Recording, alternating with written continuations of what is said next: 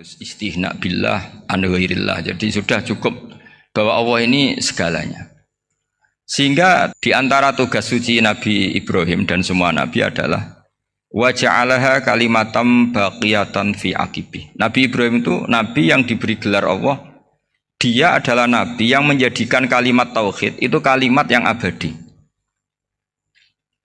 Fi aqibih, di anak turunnya, di semua generasinya, baik anak turun karena gen maupun karena pembinaan, karena pendidikan. Ini penting sekali saya utarakan karena apa? Satu kehidupan itu sebenarnya digerakkan oleh kata-kata, oleh moto kalau oleh bahasa modern. Sehingga banyak ulama mengatakan al-ibarat kutun li'ailatil mustami'in, bahwa redaksi atau moto atau pegangan hidup itu penggerak kehidupan. Sehingga sebetulnya manusia itu digerakkan oleh kalimah-kalimah itu, oleh moto-moto itu, oleh prinsip-prinsip hidup itu. Misalnya orang Palestina itu tiap hari ke pasar gitu. Mereka ke laut itu.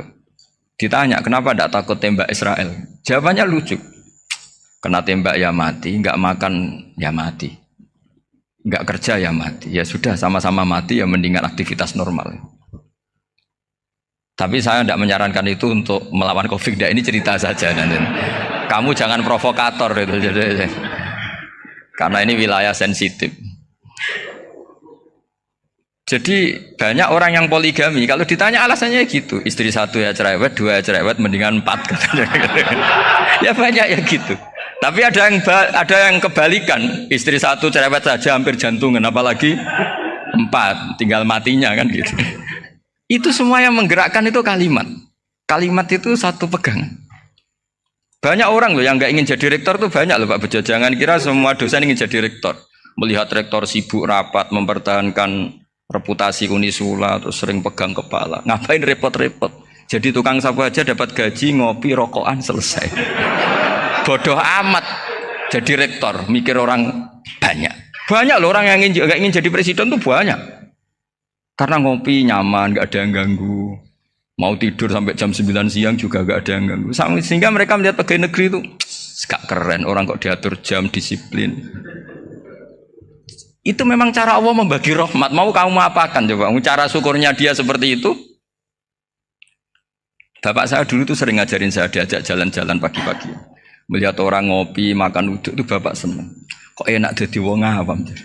Ngene esuk-esuk nyemak bocah kesel kabeh kono enak ngopi rokokan. Bapak kadang iri sama orang awam itu iri. Sudah gitu berharap masuk surga kan enak sudah gitu. Tahu-tahu mati, tidak tahu ke surga apa ke neraka ya tidak tahu. Jadi nah, orang dulu itu orang yang bisa mensederhanakan dunia. Sehingga ya sudah cara bahagia. Makanya saya alhamdulillah saya ini kerjasama sama UII sama beberapa kampus. Memang amdan itu sengaja. Kampus itu ya punya sistem yang nggak bisa mewakili sistem kiai. Kiai juga punya sistem yang nggak terwakili oleh kampus juga sebaliknya saling melengkapi. Saya sering ketemu rektor UI, rektor kampus-kampus Islam. Mereka cerita, Gus pendidikan pondok harusnya dimodernkan gini-gini. Saya bilang, kalau pondok modern kayak kampus itu nanti saya ketemu Allah nggak bisa jawab. Kenapa Gus? Saya beri contoh gini.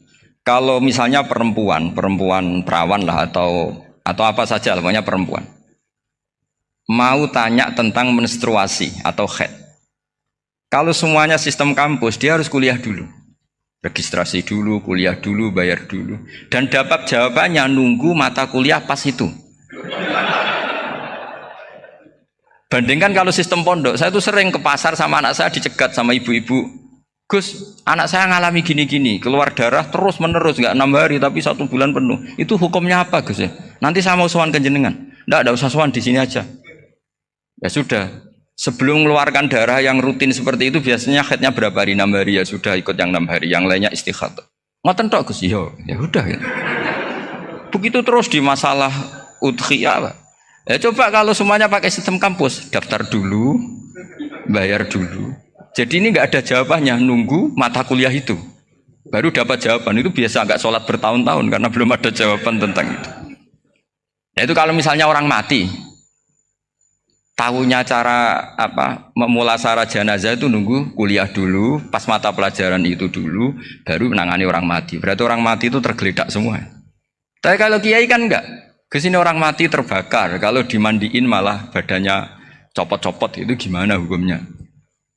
Ini ada orang mati Gus Kendat, ini disolati apa enggak? Ada orang mati apa itu oplosan itu disolati enggak? So sering ditanya gitu. Enggak usah registrasi Pak Rektor, enggak usah registrasi, enggak usah daftar, enggak usah seminar.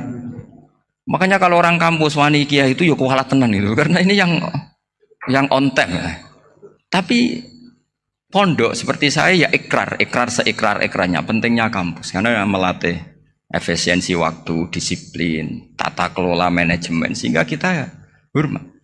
Tapi tadi kita harus saling melengkapi sehingga saya tunjukkan ke publik bahwa saya hormat sekali sama polisi, sama tentara. Coba kita bisa apa ngadepi bandar narkoba kalau enggak polisi? Bisa apa coba menjaga NKRI kalau enggak tentara? Begitu juga ya sudahlah kita memang fa inna yadallahi ma'al jamaah, kita berkah itu kalau bersama-sama. Enggak bisa kita sendiri. Nah lalu orang kayak saya itu ya beberapa kali sebetulnya saya itu ditawanin jadi dokter honoris causa apa. Kekhawatiran saya satu, takut pas nggak punya uang. Itu dokter gak di duit kan nggak pantas gitu. Jadi repot gitu, daripada beban lah sudah lah nggak usah dokter. Jadi kalau nggak punya uang ya pantas, terus kalau ngebis ya pantas. Suatu saat kalau mati nggak ada yang hadir ya pantas, nggak dokter gitu. Kalau sudah dokter kok masuk neraka, kayaknya apalagi rektor kampus Islam kok masuk neraka itu kan kok kayak nggak pas itu. Misalnya rektor lah ditanya mungkar nakir nggak bisa kan kayak gimana itu.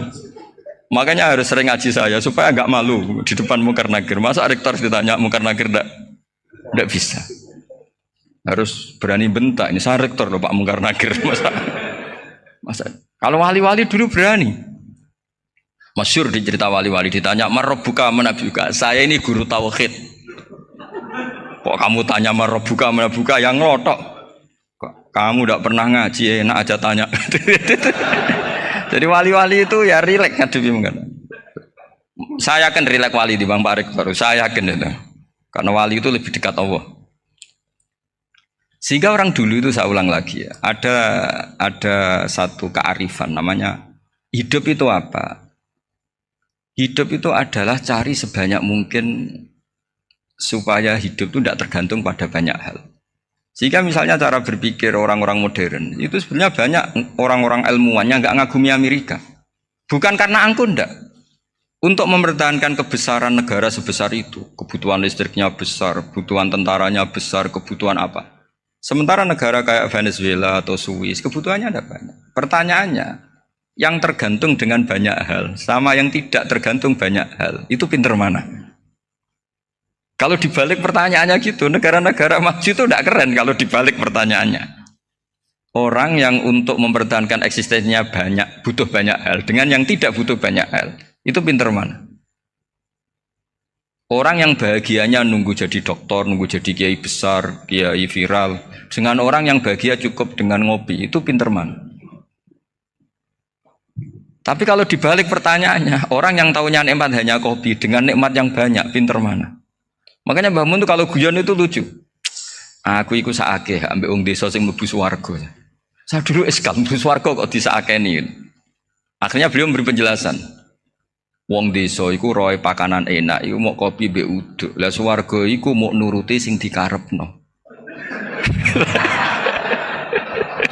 Akhirnya semua mangan wis ngopi, nguduk, ngopi ora roh pakanan liyane iku ora roh. Nasi mandi yo ora roh, pizza yo ora roh apa-apa.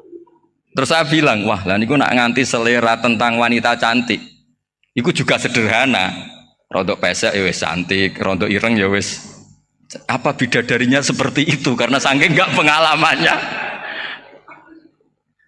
Jadi surga itu kan nuruti apa yang diinginkan. Kira-kira keinginan orang kampung kalau di surga itu apa coba? Makanan apa coba? Ya, nak senengnya ketemel gemblong itu. Artinya malaikat lebih suka nangani surganya orang-orang kampung dibanding Pak Rektor. Ini sudah ribet ini. Makanan apa saja sudah harus dicoba ya. Terus kalau di mall tahu orang macam-macam, seleranya macam-macam pasti. Enak mana kalau sampai jadi malaikat pelayan surga? Suka ngelayani orang kampung apa yang orang kota? Orang kampung kan?